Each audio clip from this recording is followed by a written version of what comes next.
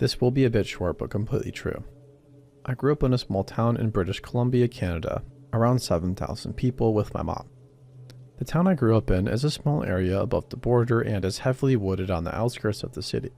We lived in my grandma's house until my mom could afford to get her own place around the age of 7. I remember one night the phone rang. I answered and said hello, to which I didn't hear anything, so I hung up. Then another ring. This time when I answered it, I could hear creepy giggling on the other end, which creeped the heck out of me. I gave the phone to my mom and she told me to go downstairs. Every so often, a few years, this would happen. The giggling and random calls with nobody on the other end, and I would usually forget about it.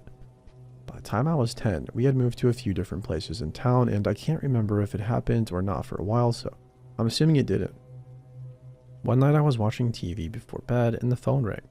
I answered to someone on the other end, saying my name in a weird whisper, and ran crying to my mom. She answered, and I can remember her saying, "Okay, you need to stop this." I can't quite remember what happened after. All I can remember is going to sleep. That night, I woke up to tapping on my window. I remember being too scared to move. Through the small crack, my window was open. I heard the whisper again, saying my name. "Maddie." I freaked the heck out. I took a few seconds, which felt like hours, to muster up the strength to run to my mom. She said I was having a bad dream, until she checked out my room and immediately called the police. The police showed up and caught a man hiding in the thick trees lining the yard.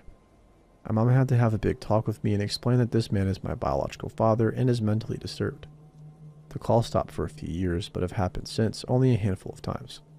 I'm now 18, and honestly, they don't disturb me as much as they used to. To my creepy biological dad, I'll beat your ass if you come near me.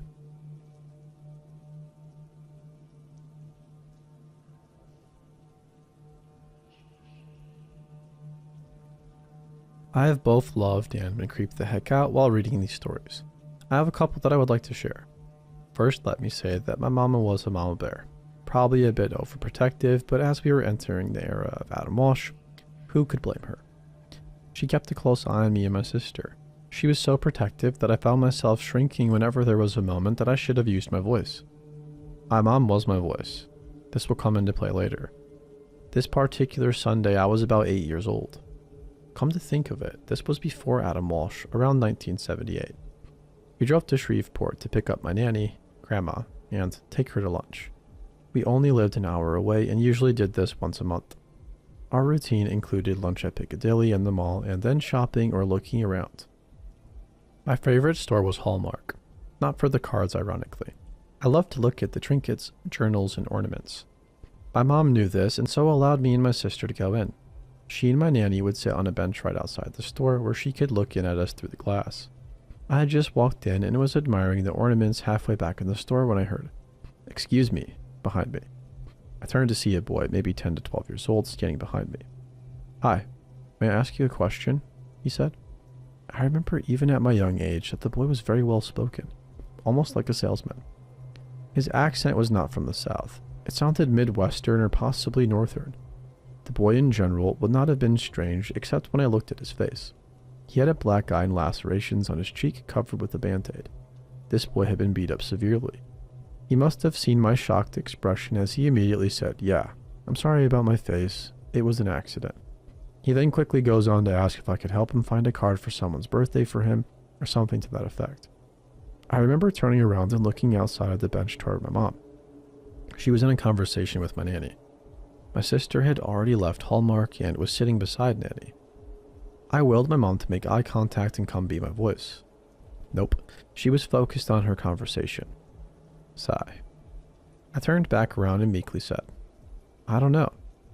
He must have noticed the look in the direction of my mom and my hesitation as he said, "It's okay. You're safe. My mom is right back there." He points to a woman with her back towards us, looking at cards, pacing a bit. "The cards I'm looking at are right back here with her. Come on. It's okay. Come on." In retrospect, I can hear the desperation in his voice. I took 2 steps towards him, and when I did, I noticed that the woman was standing next to a door. I had that gut fear almost about everything back then, but in this moment, my stomach was in my mouth. I remember wondering where that door led. Every hair on my head stood on end. He would take a step back and say, "Come on, it's okay, really." Almost like I was a puppy he was trying to wrinkle. I was only 8 years old. There was more than desperation in his voice now. There was fear. Something wasn't right. We were about 8 steps from his mom now. I immediately turned toward the mall exit and threw out a very frightened, "I've got to check with my mom." I remember the "with my mom" part. I was already out of the mall and headed towards her arms. I was in her lap in 10 seconds. She asked if I was okay and I just said, "Yeah, that boy was trying to talk to me."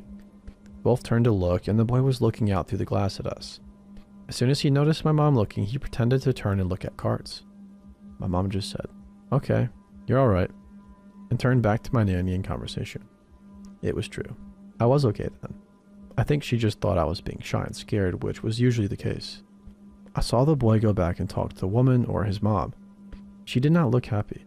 I could just see fear coming off of him. She sent him back out into the store and turned back towards the cards, still standing near the door. In my adult brain, I realized that she was off, just like the boy. She was pretending to look at cards. She would occasionally glance back at the boy. I saw him go up to a couple of more people and talk. I can't remember if these people were kids or not. This could have simply been a situation where she was trying to get her son to open up and approach others in conversation. But everything in my gut tells me that she was using that boy as bait to abduct other kids. And had I gone back there with him, they would have tried to usher me out through that door into a waiting car. Then maybe I would have been bait in the future. I never told my mom about the entire incident. I knew her. She would have said, "Honey, you should have said this to him, or you should have come and gotten me." I was already ashamed that I would chicken out in moments like that. I wonder often what happened to that boy. I can still see his face. Dark eyes, olive skin, dark hair. Clothes slightly disheveled. I remember looking on the news to see if there were any abductions, but I also remember his accent. He was not from our Texas or Louisiana area. He could have been taken from anywhere. There were no Amber Alerts back then. A little beat-up boy in Hallmark. I remember you. I wish I had used my voice to possibly save you. I'm sorry I was too scared. I hope you are safe.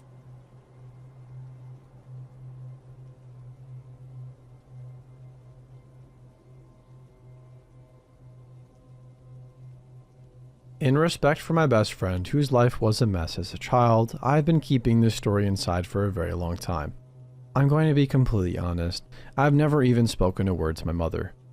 At first, it was fear of getting social services involved. Then, after they got involved anyway, I guess too long had passed and I just figured she never really would benefit any from knowing. This all happened when we were 11 years old. I'm 29 now. It all sort of feels like a surreal dream. This feels like the appropriate place to get it out. Names changed, of course.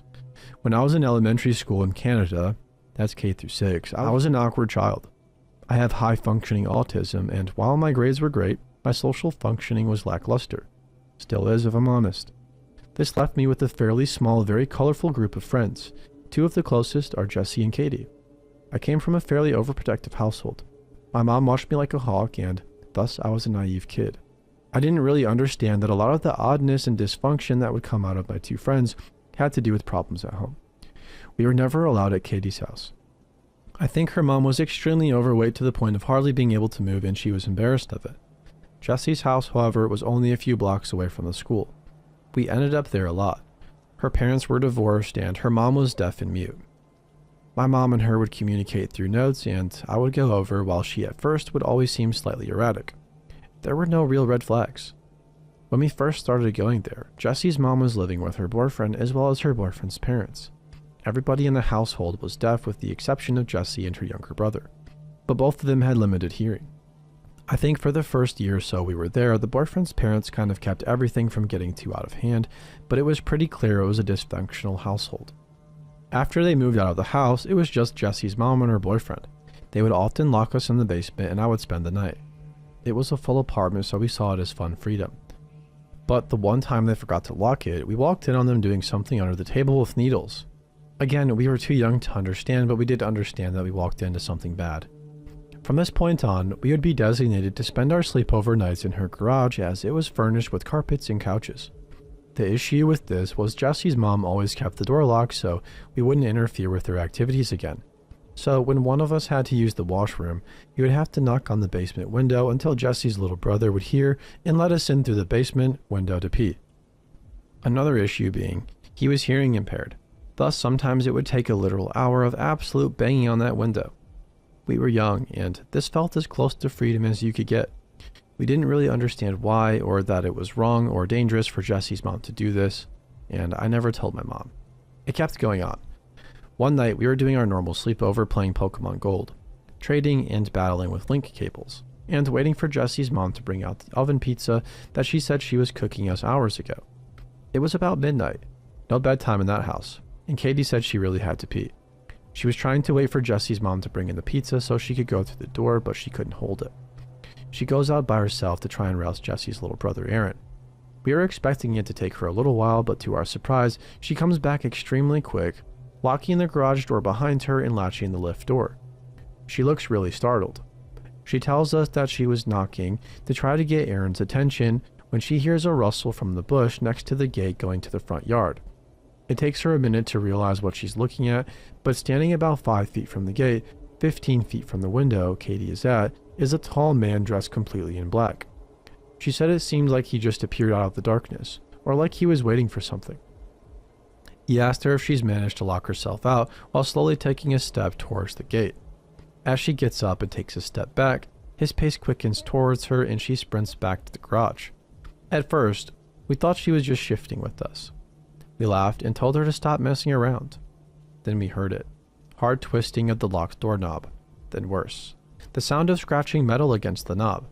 He was trying to pick the lock. We stood in absolute fear for a moment, then grabbed the only pathetic things around we could use to try to defend ourselves. Then it just abruptly stopped. There were no windows in her garage and no peephole on the door. We couldn't see what was going on. We waited for about 10 minutes, having no idea where the man was, if he was still out there, where her mom was, or where that freaking pizza had gotten to. But we were like sitting ducks in there. He had clearly failed to pick the lock, but who knows if he would try or what he would try next. Now this is stupid, but we were stupid freaking scared children. We grabbed our weapons, which consisted of glorified sticks, and we left that garage. At first there was no sign of the man. We moved towards the downstairs window and started slamming on it, screaming and pleading for Aaron to open it. Again, that's when we heard it. It was an almost sing-song mocking voice that rang out. Well, hello again. 3 men. All in black. The one in the middle had spoken. They made a move forward. We once again sprinted back to the garage. This time, they just straight tried to kick in the door. All 3 of them stomping and kicking. It was close to giving in, and then everything stopped. Jesse's mom had come out the back door, pizza in hand, and startled them. She ran back inside and got her boyfriend and his 2 other friends. Users travel in packs, and they were able to chase them off with some actual weapons. I'm guessing we were still inside the garage. We could honestly just hear it. The adults stayed in the backyard all night, weapons in hand. One person even sat on the roof with a compound bow. Night turned to morning and it all settled down. We never stayed at Jesse's house for sleepovers after that. She was put into the care of her grandparents shortly after. It took me a really long time to actually grasp what happened that night, but considering they never called the police, I'm fairly sure we almost got literally murdered over some drug debt Jesse's mom had. Literally can't imagine the evils that could have gone on that night if fate wasn't on my side. Something tells me those 3 men were way too happy to find children to take as penance, and it would hardly have just been a straightforward murder. Still makes me shudder.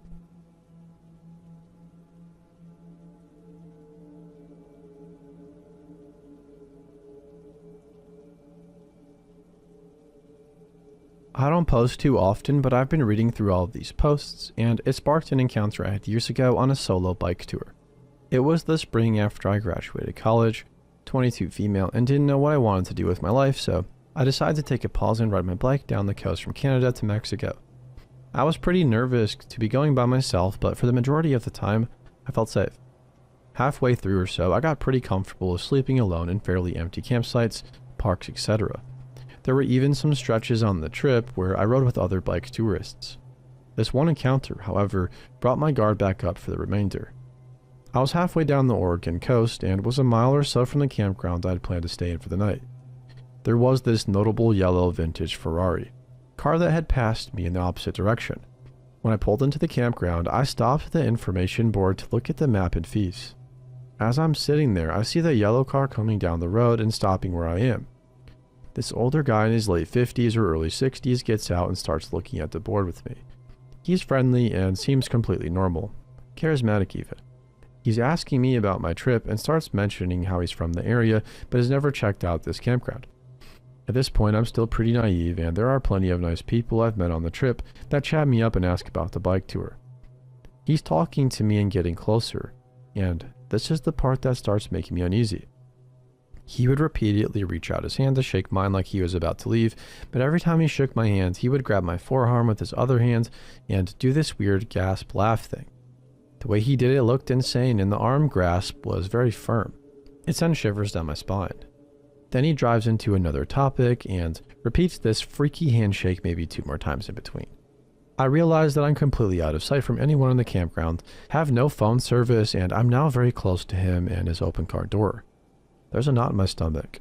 I'm on the verge of tears, and my voice is shaking with every response. At this time, I didn't even know why, but something felt very off about him. I finally speak up loud, hoping somebody can hear me, and tell him I gotta get going. Run to my bike and speed to the campground. When I get there, I don't even try to find the hike and bike spots and just throw the tent down directly across from the camp host. Again, I had a lot of encounters with random strangers at this point, but none of them terrified me like this one. I fought with the idea that he was probably just an overly friendly guy, but the fact he would repeatedly grab my arm and laugh was frightening. All in all, most people I met were very sweet, and it made me very trusting of others. Even if he were harmless, his actions were a good reminder that I had to be mindful of my vulnerable situation and be more alert.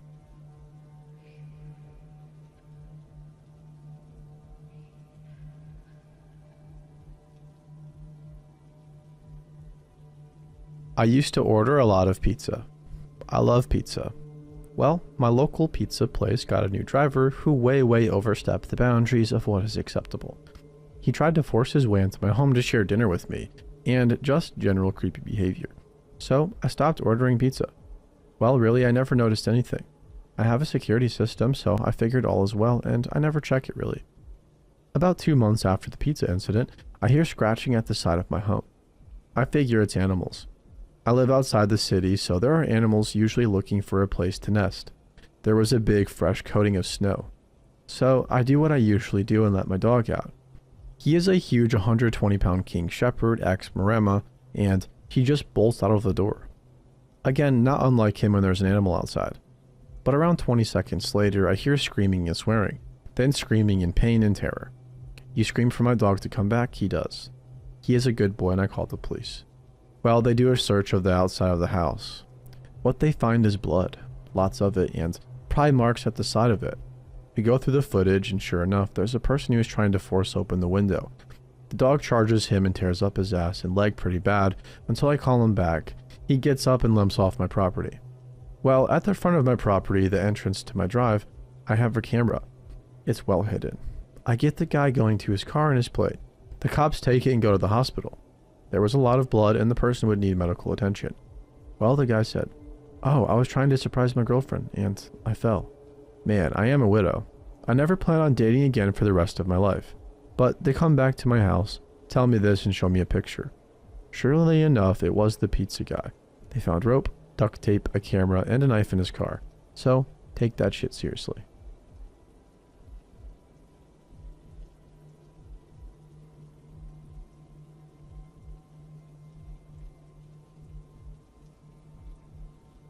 This happened last night. I worked late at our retail shop.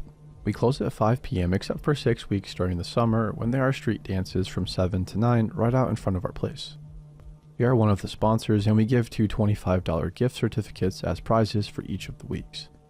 Since many folks who attend are on vacation here, I like to stay open during the street dance. If somebody wins, they can walk 50 feet over to spend their prize, even if it's the last night of their trip. Plus the music is cool. They always have a good band. So after closing and doing the books, I got home about 10 o'clock. Normal. It's just my wife and me plus the dog and 4 cats. We tend to go to bed and get up early. It's a rural area. We have neighbors, but we're on a quiet lake and it was all quiet and dark by the time I rolled in. The wife and I often sleep in separate rooms because she has trouble getting to sleep and I do not at all. I trained myself to go to sleep fast decades ago and it has stayed with me. I can often get to sleep in 2 or 3 minutes, and I snore. We both do, but I definitely take the laurels for volume. I have woken myself up with loud snoring more than a few times. So I was unsurprised and unbothered to see a note asking me to sleep in one of the spare bedrooms when I entered the dark and quiet house. Our main bedroom is in the finished basement and she was there. So I settled into the place I usually choose in the upper level. It's a double bed in a small bedroom that also hosts my laptop, the dog's feeding station, and a water fountain for all pets. I like the flowing water sound. I recently washed this set of bedding and reinstalled it back on this bed instead of changing it out for another set. Just part of normal household chores, but I know I'm the one who handled it the last several times in a row. It's pretty fresh. It has been used 3 nights since then. About 4 a.m. or so, my best estimate, I woke up feeling something odd and blocky on the edge of my bed nearest the wall away from me. And it wasn't just doing something loose. It was a hard squared off lump underneath the sheet. Not very small. Bigger than my hand, just a little. A really weird thing to feel at that time in that place. I told myself it was a weird dream and went back to sleep. I woke up at my normal time of 6 feeling a bit groggy. I fell over to the side of the bed where the blocky object had been. Still there. I pulled at the sheet and was able to remove it. It was a piece of 2x4, 6 or 7 inches long. Odd as heck. Convinced I was clearly still dreaming, I rolled over and went back to sleep. I woke up at about 6:30 feeling a bit closer to normal. Got up, had coffee and breakfast, did chores, tended critters and plants and headed off to the shop. Got in this evening about 6. Watched Prey on Hulu with the wife. Agreed to sleep in the same places, ate dinner, did normal evening at home stuff, came into the room, and began getting ready for bed. Sitting on the cedar chest across from the bed is a 6 to 7 inch piece of 2x4. We haven't had any chunks of 2x4 sitting around this place in 6 years since I finished out the basement. I burned all the leftovers in our fire pit by the lake years ago. There have been no visitors and there is no lumber stored here, period, scrap or otherwise. I'm stumped as to how this piece of wood appeared where and when it did. It's enough out of place as to have me thinking I dreamt it when encountering it first. I don't have any known enemies, and it's not like waking up to a horse's head in the bed. What's the message to a piece of wood? Yet, I am a bit creeped out at how it could have got to be where it is. Are the trees sending me messages? What the heck? Anyone? Edit. I posted this last night just before going to sleep for the night. This morning I looked and the wood was still there, though it looks more like 4 to 5 inches long, so my sleepy brain overestimated the original length I stated. I experienced something else mildly odd. The desk light was on when I woke up.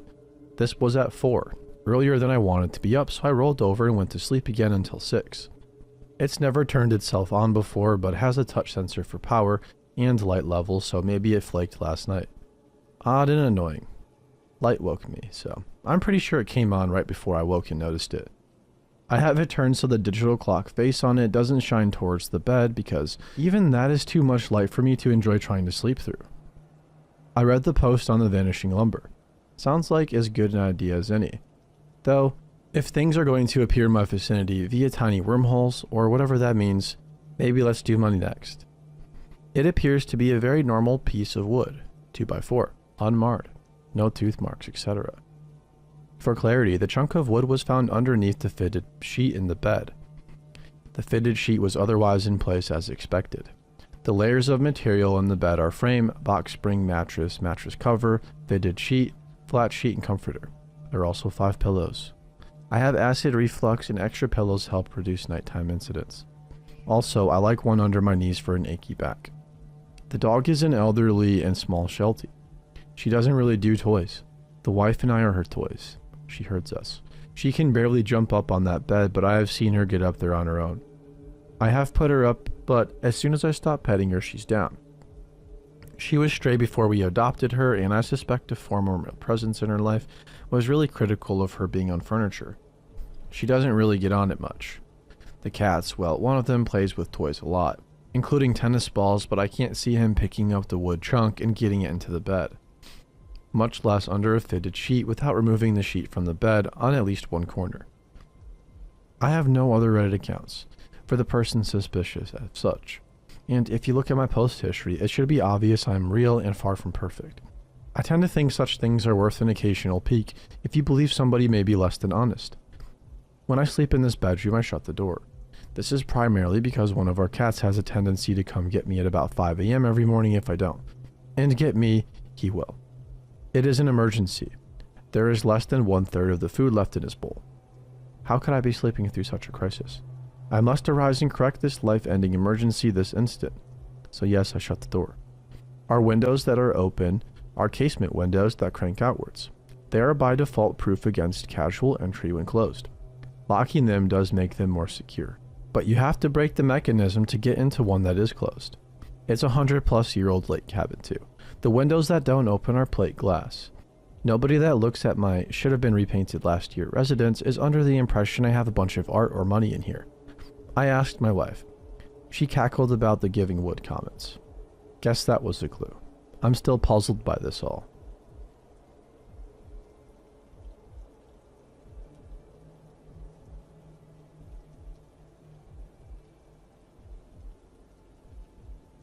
I'm sorry if this is long and reads like a fever dream. This happened on my 19th birthday. I was living in Vermont on a mountain away from home as a working student on a massive horse breeding farm. It was February and obviously very snowy. We left a multi-day out-of-state event in the evening to head back to the farm. I was driving my own car, a sporty old coupe but front-wheel drive, with new sales rep as a passenger. We are both women and she was maybe 25. The other working students were riding with the boss in the big rig or with another who was driving her van. We convoyed with everyone else until about 12 a.m. when the trailer had an issue near Albany, New York.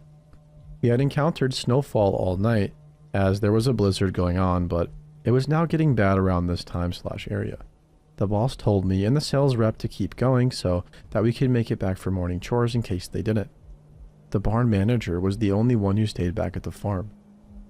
We knew she slept like a sloth on tranquilizer and she was expecting to have the day off since we would all be back. Everybody else stayed so that there was enough hands to unload the horses if needed. The rest of the trip, around 3 a.m., the sales rep and I reached the back roads to get up the mountain to the farm. At this point there was about 4 inches of snow on the roads. We kept having trouble getting up hills and tried every route we could think of. I didn't have a lot of gas left and we were tired and getting nervous. The sales rep suggested another route she thought she knew and I figured why not. I had never been this way because I would simply drive the same way down the mountain to go to town on my day off. We got pretty far with this other road, but snow was still falling and I was having trouble with the hill again. At this time we saw a house, extremely far and few between, in that area. And I was able to pull into the bottom of the driveway. It looked like they had a truck up there and there was a light in the window. So we decided that we should knock and ask them if they could drive us to the farm. I know this sounds totally nuts, but everybody knew of the farm and the boss had been there forever and seemed to know everyone personally. Plus we were together, so we figured it would be okay and it would hopefully be a nice man who knew our boss. Of course, this is where it gets weird. We are walking up and suddenly a dog starts viciously barking and lunging at the end of a very short heavy chain that is attached to a tree in a blizzard at night. This startled the heck out of us and obviously we didn't like it on an ethical level even, but the house was only a few yards away now so we sprinted to it. We get to the door and right as the sales rep is about to knock, I grab her hand now because that we're close up and not chatting or dealing with a scary dog. I notice the door is only a piece of plywood on hinges and the little house is a crappy looking shack. Basically like they built their own permanent shelter but didn't have the skills to do it nicely. Meanwhile, the dog is still barking and lunging on the chain.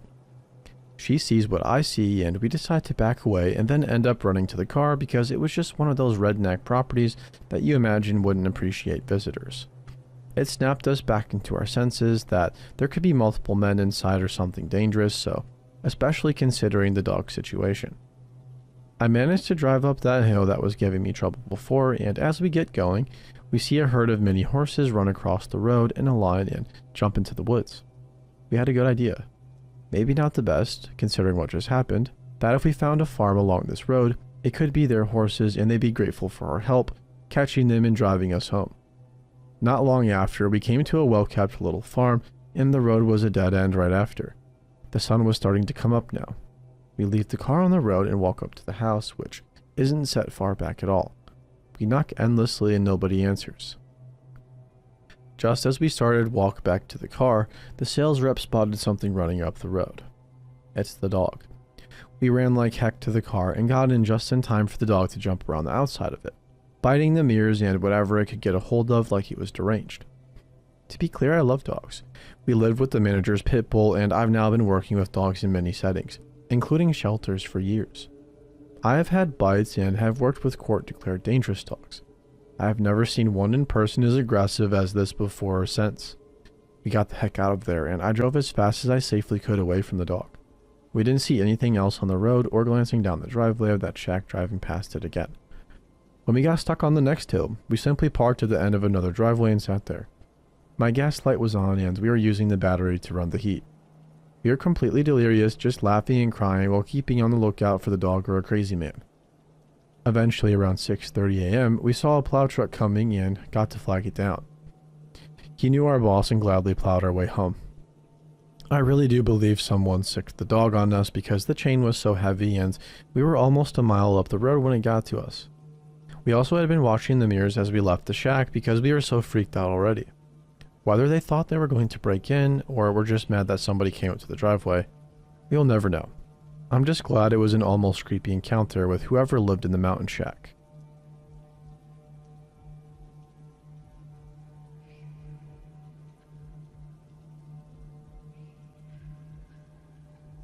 This is an oddly disgusting story. Last week, I had to catch the bus to and from work as my car was in the shop. On Thursday night, it was about 8:30 when I got to the bus stop. Sitting there was a lady in her mid-20s sitting in the shelter, and a guy, likely early 30s, sitting on a couple of steps behind the bus stop shelter. I stood against the wall waiting for my bus. It was the second bus scheduled to stop there.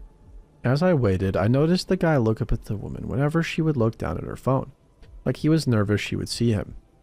The woman had a bottle of water next to her. As the first bus approached, she dropped the bottle of water in the bin.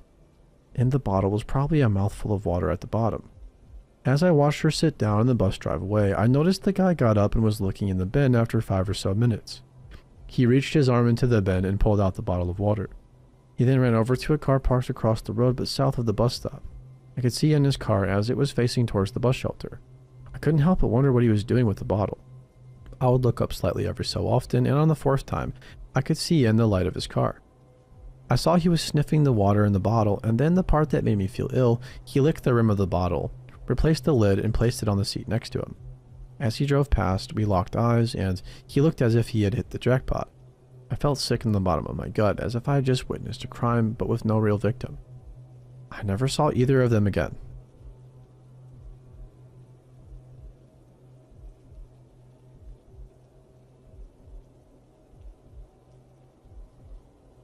Okay, so this is long, but there's a lot of info. So, my mom is newly widowed, October, and had been with my dad for 48 years. She still looks great, is classy, and has always been faithful to my dad, and because of this, has always had a line of guys interested in her, including this one. I'll call him Todd.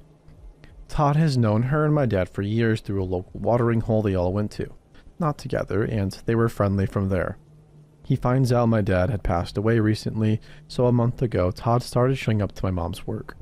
She works at a local store as a cake decorator. He initially comes in and talks to her, which isn't out of the ordinary.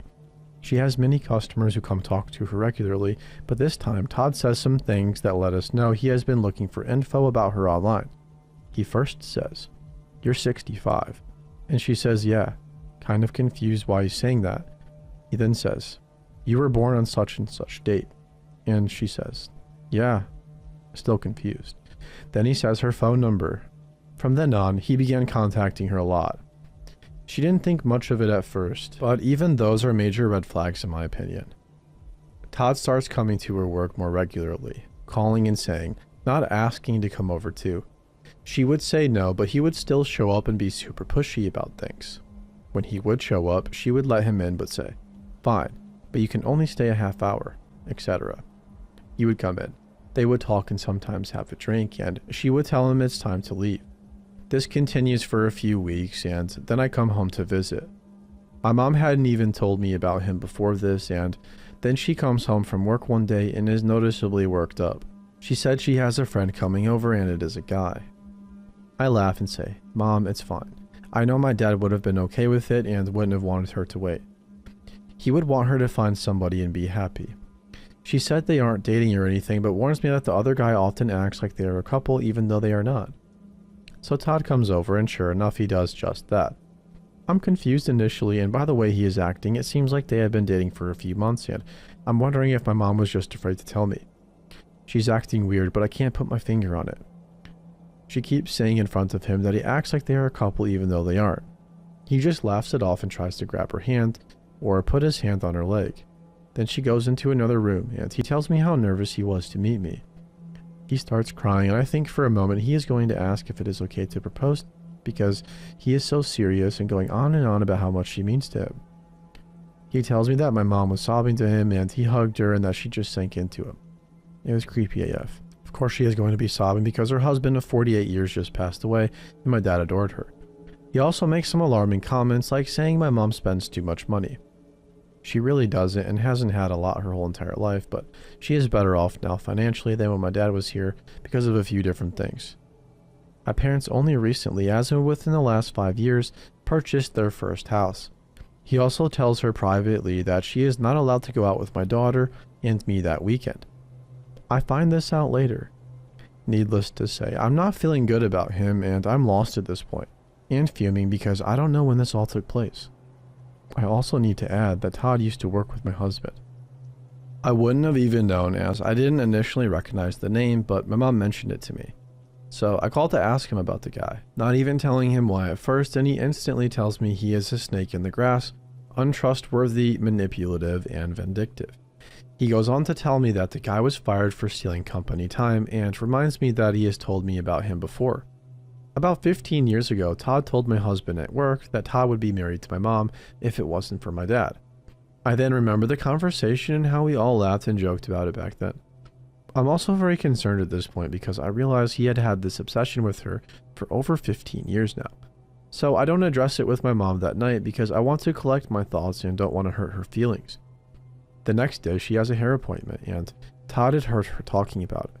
I come back from the store, and Todd's vehicle is in the drive. I'm not happy at all about it. I go in, and he's there talking and standing with her in the kitchen. She tells me right away that he just stopped to see her hair real quick. I find out later he just showed up without calling. He also kept asking questions and seemed a little too interested in our St. Patrick's Day plans that first night. We were going to meet up with my grandpa and go out for a bit, as we are Irish and it is a big deal in our family. I could see he was taking mental notes of what we were saying when we talked about it, so it wasn't surprising when he brought it up the next day at my mom's. I made it a point to barely say anything, and he left a few minutes later. He leaves, and I tell my mom right away that he is not freaking coming with us the next day. She immediately says okay, and that she doesn't even really like him that much anyway, so she's fine with that. To my relief. Then he knocks at the door again and walks in and says he left his phone here. My mom says he couldn't have left it anywhere but the kitchen because they didn't go anywhere else in the house, but he makes a weird point of saying it must be on the couch when they were in there, and sure enough, it's there. Even though my mom swears they didn't even go in there. They are right next to each other, and he easily could have set it there real quick while talking to her. I almost felt as though he was listening outside, but I can't be sure. So he leaves, and I explained to her what my husband said. My husband was very concerned, mind you, to the point he said we needed to contact her work because Todd would try to get her fired as well as contact the police and let the neighbors know. I am very concerned for her safety at this point. She trusts my husband with her life, so she takes it very seriously and says okay. She goes on to tell me she had only been talking to him for a few weeks and that he kept stopping by even though she would tell him not to. She did kind of like him but wasn't really invested or anything like that, and I think honestly she just liked having somebody to talk to. She tells me that he was going through a divorce, but they hadn't finalized it because he was still on her insurance. I get that, but then he tells her that he just went to a lawyer to finally get it done. She tells him, well, I hope that isn't because of me or anything, and he tells her, well, I already paid $5,000 to the lawyer. It makes her feel obligated to him. I also find out from my uncle that he had a run-in with him. The very first week they were talking, Todd got my mom some tires for her car. She paid for them, he just picked them up. He drops them off and my uncle is shoveling the snow in her driveway. Todd comes up and doesn't even say hi or ask him who he is, but just says, how old are you? In a weird way. My uncle tells him and then explains how he is related. Todd doesn't respond and walks off into the house. When he comes back out, my uncle says, thanks again for doing that for her. We really appreciate it. Todd doesn't even acknowledge him and just gives him dirty looks, like he is jealous. I also find out that Todd told my mom some ridiculous story about my dad offering to do drugs with him at the bar, knowing my mom is against that kind of thing and she obviously can't question my dad. It is like he is competitive with my dad, who isn't even here, and it infuriates me that he would badmouth him and say something that I know isn't true. So that brings us to St. Patrick's Day. Todd shows up to her work again and just says, "Give me your keys, I'm gonna wash your car." My mom says, "No, you can't take my car." He has never driven it before. He is just this pushy and presumptuous. She tells him he can't go with him that night and he can't come over anymore and can't call. She goes on to explain that we don't think he is good for her, that my husband is concerned, and that she wholeheartedly trusts him, so that he is to not contact her anymore. She calls me to tell me this, and while I'm on the phone with her, I start hearing somebody pounding on the door. It's him, I find out, but I don't answer. I'm not sure how it was even possible to get there that fast. He knocks for 15 minutes and then leaves a note in the door for me to call him. I don't call but text and tell him I got the note, but don't feel we need to have a phone conversation about anything. I tell him my mom explained the situation already. She doesn't want to see him anymore and he needs to respect that. He responds saying he deserves to know who said what. I tell him that's not necessary and we would have felt the same based on our interaction with him. I failed to mention earlier my daughter was also there when we met and realized she knew him. She was the main bartender for a year at the bar he frequents and she hated him. He constantly tried to tell her how to do her job. When he met her, he tried acting like he didn't know her at first. He pleads with me to speak to him on the phone and I say it's not a back and forth discussion and he needs to respect that. He then goes on and says he thinks it's all BS and that nobody said anything at all. I tell him I will do everything in my power to make sure he stays away at this point, that we have notified his work, neighbors, and the police. He continues to call that night. We have not heard from him directly since then, but he sent a mutual friend to my mom's work to let her know that Todd said he won't bother her anymore, but that if she wanted to call him in a few weeks after everybody settled down, she could. This worries me that he is still holding out hope. It also worries me about what will happen when I leave tomorrow. He knows I am leaving tomorrow as well.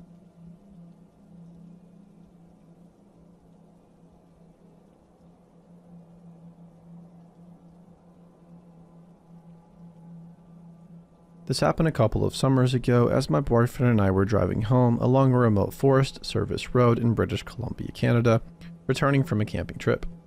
We are pretty familiar with the area we were in, having camped there several times before. Typically, the only people we encounter out here, a good 70 kilometers from paved roads, are fellow campers in off-road vehicles or logging truckers on the job. This particular day was beautiful, sunny, and warm, mid-June. We were bumping down the road at a good pace when we saw a man come out of the bush and began frantically waving at us. Very odd. We slowed down and came to a stop, with my boyfriend rolling down the window to see what this guy had to say. I was in the passenger seat, and as soon as we slowed down, I picked up a weird vibe. He was wearing a blue plaid construction worker's flannel coat, much too heavy for the warm weather, with khaki pants and work boots. He was clean shaven with messy gray-brown hair, pale skin, and large glasses. He was maybe 50. Let me stress how unusual it is to run into somebody way out there without a vehicle. The guy was fairly soft-spoken and calmly, almost robotically told us that his car battery is dead. He asked us for a jump.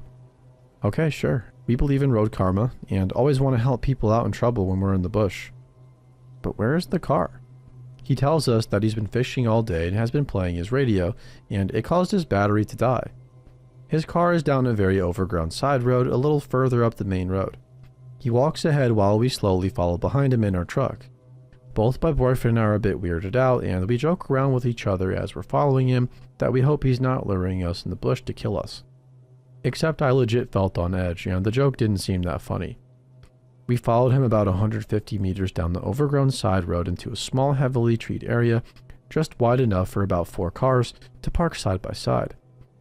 We never would have noticed this road if it hadn't been pointed out to us because bushes had nearly covered the entrance. Anyway, sure enough, there is a car there, an older model, beige Chevy car that looks very unsuited to the rough logging roads. The trunk is open for some reason and a blanket is draped over it. The hood was already popped on the car, so my boyfriend got out, grabbed our jumper cables from the back seat of our truck, and began attaching the cables to the car. Meanwhile, I swung my leg over the center console and slid into the driver's seat. I felt very uneasy and looked around the cab for anything that could be a weapon, all while telling myself I was being silly. but nonetheless, I wanted to be ready to act if something threatening happened. The guy chatted with my boyfriend jovially, telling him about his buddy he was fishing with, but apparently he went on ahead without him. But his friendliness seemed forced. He stood back, allowing my boyfriend to do everything, lingering behind him, watching while the boyfriend got the car batteries hooked up. There was an awkward pause, and my boyfriend had to prompt the guy to get in his car to crank it over. Throughout this, I sat in the driver's seat watching, feeling tense. The car fired up easily, and the guy got back out of his driver's seat. He said thank you in an oddly intense way. My boyfriend removed the cables and hopped onto the passenger seat without bothering to put the cables away properly, and the moment the passenger door closed, I was reversing back down the narrow side road with branches scraping across both sides of our car. We got onto the main road within moments and went on our way. My boyfriend told me that the guy watched us the entire time as I backed down the road. Could have just been a socially awkward guy with a legitimately dead battery, but I can't help but feel this guy's intentions were more sinister, and the fact that I stayed vigilant in the car and that my boyfriend was efficiently competent with the jumper cables helped us dodge a bullet.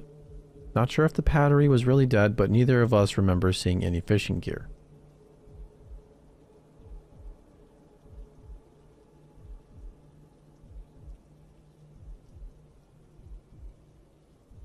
This happened all the way back in 1998 when I was in grade 7. Our school system required that all students take a semester of woodshop and a semester of home economics every year of middle school. Semesters were 5 months long. In my part of Canada at that time, middle school was grades 7 and 8. Our woodshop teacher was a man in his mid-50s named Mr. P. He had quite a reputation. Older girls warned younger girls every year. If you were female, you never wanted to be stuck alone in his class with him. If you got detention, you begged a classmate to either intentionally get into trouble so you deserved detention together, or begged to have them stay late to work on their project after school. Anything to avoid being alone with him, as the older girls said he would start to say hugely inappropriate and graphically sexual things, and then even start touching.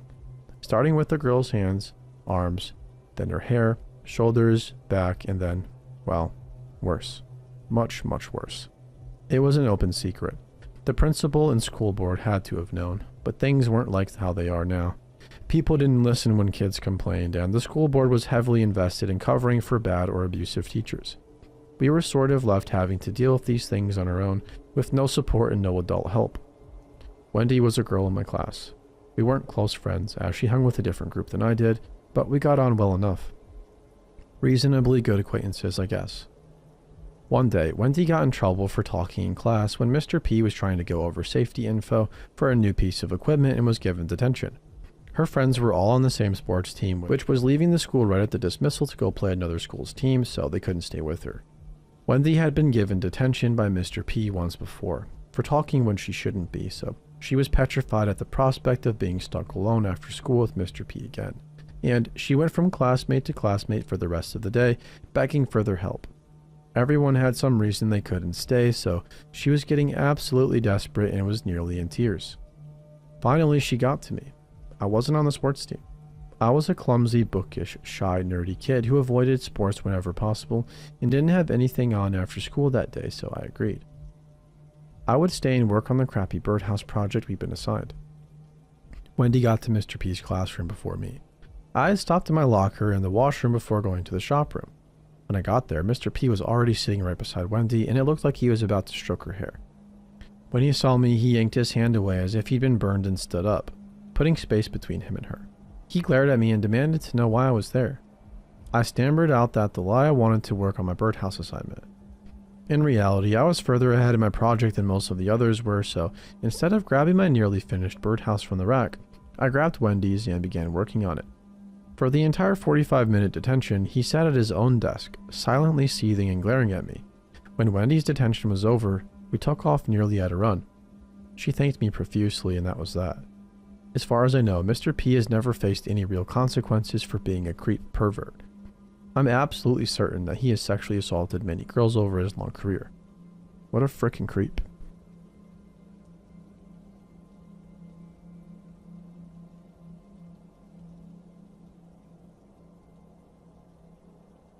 A little over a month ago, I had gone to pick up an item from a seller who, for the sake of anonymity, we will call Mike, who lives in Canada. We exchanged a few messages regarding pickup, and he was dead set on meeting just outside his house.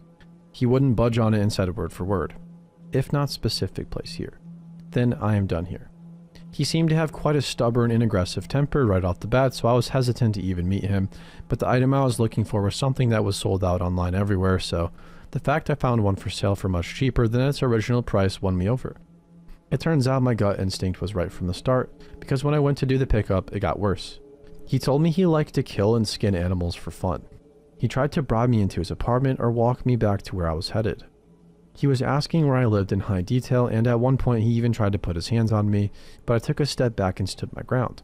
He was asking a lot of really personal and quite frankly creepy questions, and though I didn't answer them in the ways he probably expected me to, I just tried to act polite and not upset him any further, as in his messages he was saying that he was angry and had a horrible day. Once we went our separate ways, he acted all giddy over the fact that the app supposedly links your phone number to your account, and that would be his way of keeping in touch with me. Needless to say, I blocked his account, as he seems to be a really dodgy and sketchy character. He looked miserable and upset when I said I didn't use social media, which I truthfully don't, but he was desperate to stay in contact with me somehow. Keep in mind, this man looked to be in his late 30s or 40s, slim build, white dude who claimed to have some super attractive wife he met on plentyoffish.com. Yeah, creepy. I was tempted to file a report against him with the police, but because he technically didn't do anything, I found that it would be pointless to do so, and instead I am posting a warning about it here on Reddit. Please stay safe out there. Have somebody tough with you, or really anyone with you, even if it's a group of people. I legitimately feel like this seller is capable of harming another human being, and it's only a matter of time.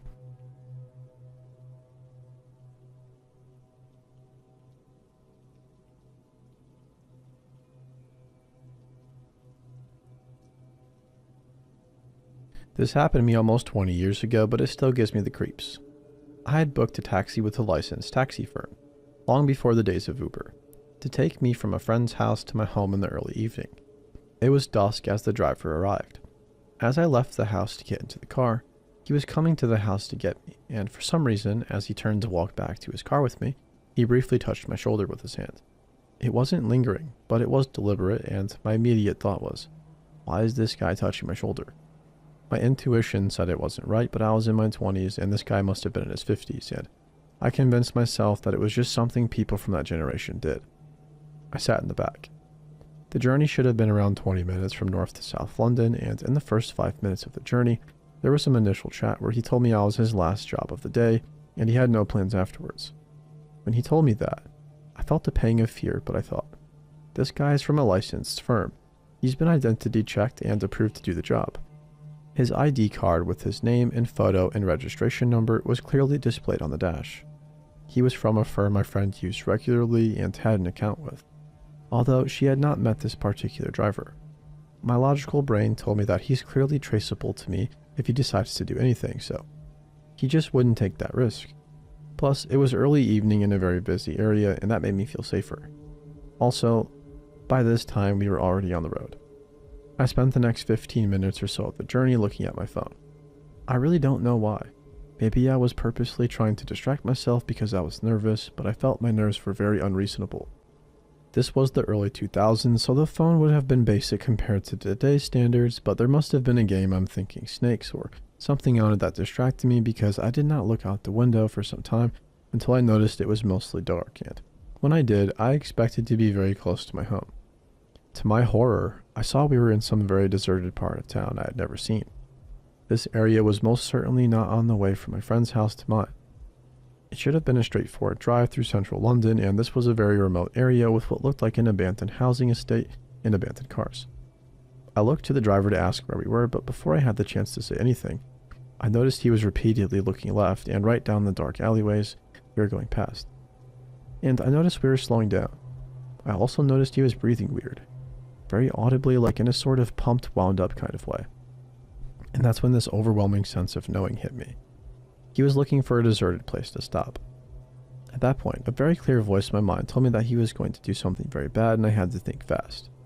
I blurted out, "I don't know where I am." He didn't say anything.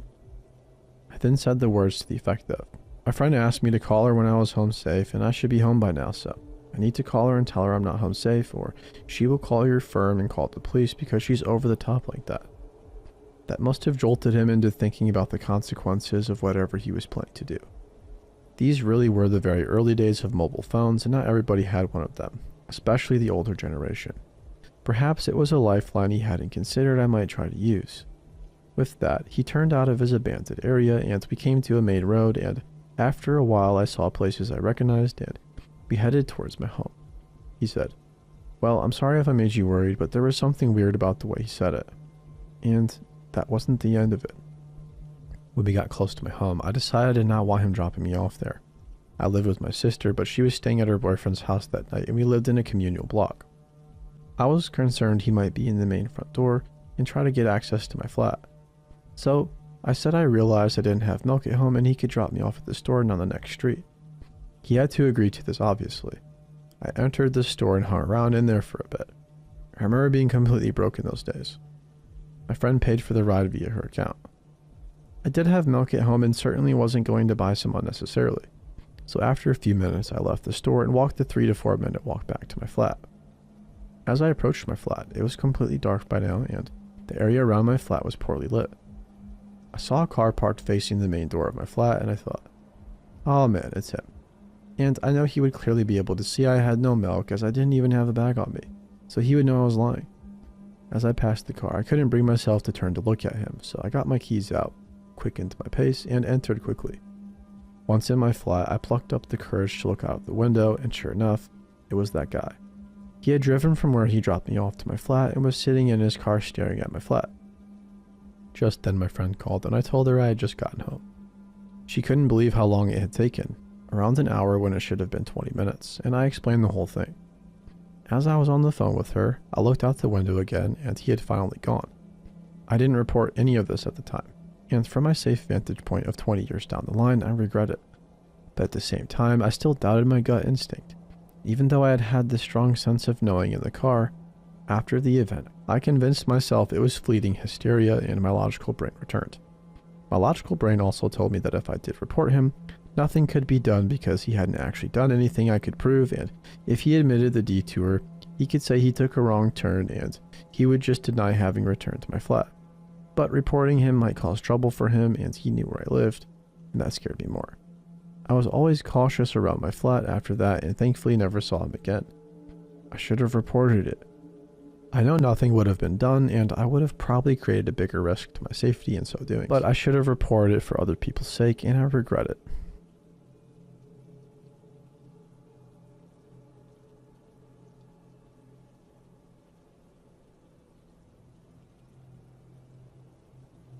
It was the summer of 2006. I was 16 and I had just gotten my driver's license. I lived in a small suburb in South Georgia. It was a small coastal community that rarely ever had crime. The neighborhood I grew up in did not have a community pool, but the neighborhood next to ours did. My mom's friend lived in the adjacent neighborhood and had given us passes to use whenever. One day, my mom was cleaning and asked me to get my brother out of the house to entertain him. He was only 6 at the time, so I thought we could go to the pool and chill for an hour to help my mom. We get to the pool and there's what I assume is another family. Nothing out of the ordinary. When we walk in, I see it's a man with what I assume are his children in the pool. There were a lot of very young kids with him, maybe 5 or 6 kids that ranged in age, but none older than 10. He saw me and immediately stopped playing in the water with the kids so he could watch me. I quickly put my stuff down on a chair from theirs and I tell my brother he can get in the pool. I lie out to sunbathe and this man has not stopped staring. I ignored my gut feeling and thought he wouldn't do anything with all of his kids around. Next thing I know, this man is standing over me with a towel around his waist. He sits next to me and asks me something about my son. He's hard to understand as he had a thick accent and spoke quietly at first. I explained that what he assumed was my son is my brother. I quickly told him my age, hoping there was a misunderstanding and he would leave. He continued to ask me questions about where I lived and if it was close by. Very predatory questions. As I began to answer with a lie, he opened his towel to reveal wet see-through tidy whities with the chub. When I say I saw everything, I mean everything. He grins at me with a smile like a Cheshire cat and begins fondling himself. I immediately grabbed my phone and pretended like I had a phone call from my mom. I grabbed my stuff and snatched my brother out of the pool and then jumped in the car. Before I pulled off, I could see him in my rear view standing there with his hand on his junk. He had followed us to the car. I was crying when I got home, and my mom came outside frantic because she could hear how distraught I was. I told her what happened and she called the police. They arrested him. Apparently, the kids he was with were his girlfriends. She came to the pool to try and defend him by saying in his country people swim in underwear.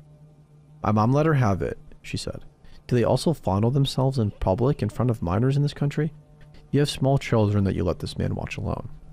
I was so thankful nothing worse happened, and I hope that woman thinks twice before leaving her kids alone with someone.